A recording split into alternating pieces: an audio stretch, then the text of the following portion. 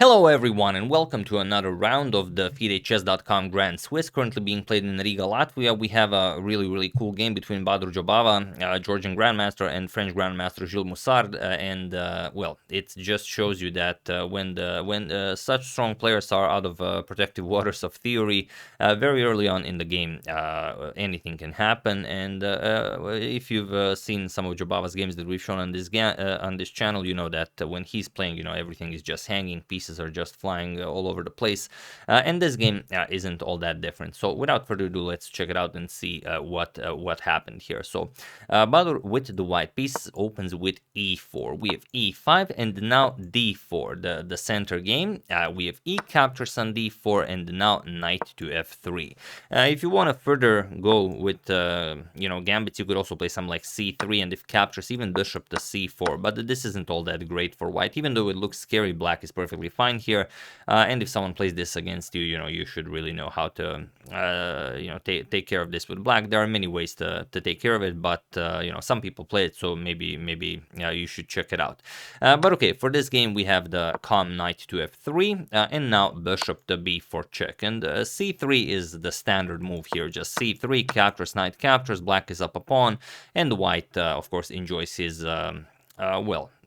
for the moment, lead in development. But here we have knight b to d2. It's a move that's been played only once so far, and the game continued with queen to e7. But already here we have d5 challenging white's e4 pawn, and it is now as of move 4 that we have a completely new game. So here knight captures on d4. Point being that if d captures on e4, we're gonna play c3, defend our knight, attack the bishop, and then collect the e4 pawn. So Moussard goes for knight to e7, and now c3. We attack this bishop, so bishop back to c5, and now knight 2 to f3 knight 2 to b3, defending this knight here and attacking the bishop. That is much better. So bishop back to b6, and now bishop to g5. So white getting some development in, and the black castles to safety. Of course, why shouldn't you? The white king is the one that's still in the center of the board.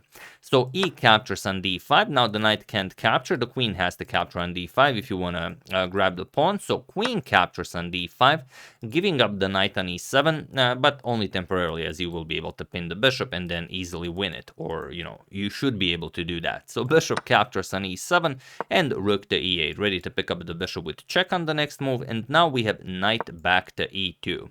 And now what do you play here? You can't really capture the bishop because your queen is hanging on d5, and if you trade queens, for example, queen captures, rook captures, you still can't capture the bishop because of the mate threat. If rook captures, we're just going to play check, and after rook blocks, this will be checkmate. So what can you play after knight to e2? Well, you have to move the queen, and the way to do that is to play queen to f5. Queen to e5 also possible, but queen to h5 most certainly not, even though this was played in the game. But now white has one particular move that really wins the game on the spot. So feel free to pause the video, even though it's only move 11, and win the game for white while I give you a couple of seconds. So for those of you who were able to do it, congratulations on finding this really difficult move to spot. And for those of you who just want to enjoy the show, it is queen to d2.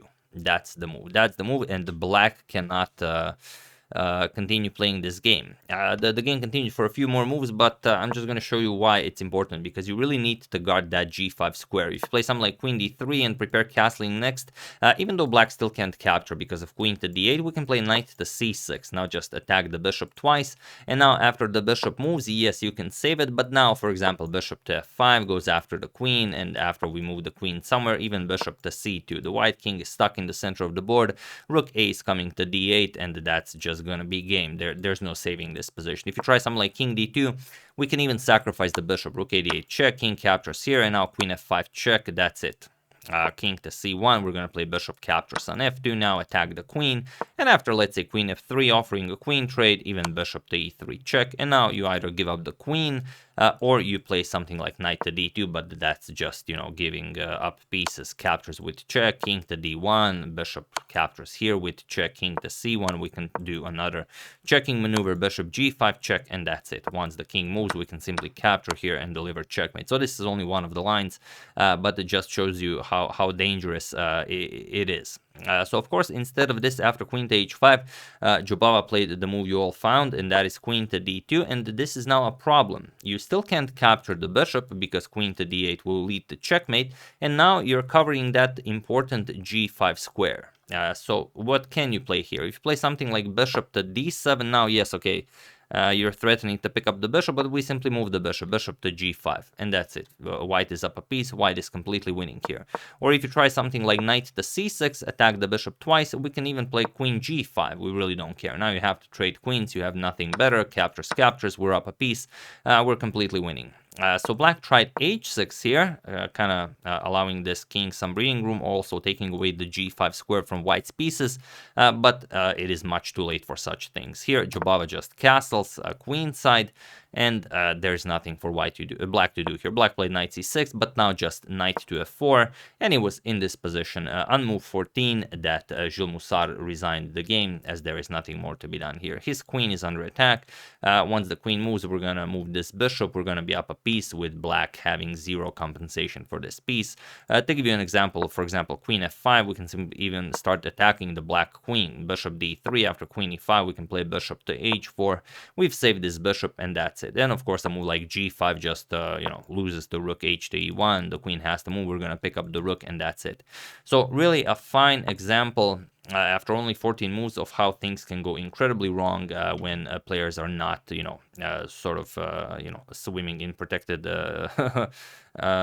waters of known theory, and it's just amazing. So it would have all been possible if the queen landed on f5 instead of on h5, but queen landing on h5 allowed you guys to find this spectacular queen to d2 move and help, of course, Jobava win this game. That's the game. I hope you guys enjoyed it. A bit of a shorter one, but I was very much surprised when I saw that this happened. I mean, this really doesn't happen that often, so I hope it was also something refreshing for you. But as it turns out, we will be showing the game from board one that Firuja is playing. So we'll see how that one ends, as also pieces are flying all over the place. Once again, hope you guys enjoyed that. I would like to wish a very happy birthday to Holo Izolt, and I would like to thank Harry Rose, Tom Derolo, Lucas Teokaris, and James Maybury for a contribution to my channel. Thank you a lot, I really appreciate it. As usual, you can check 2 of my previous videos here. Thank you all for watching, and I will see you soon, continuing the coverage of this spectacular event until it finishes, checking up on your wonderful suggestions and whatever else happens in the chess world. Thank you all, I will see you soon, and have an excellent rest of your day.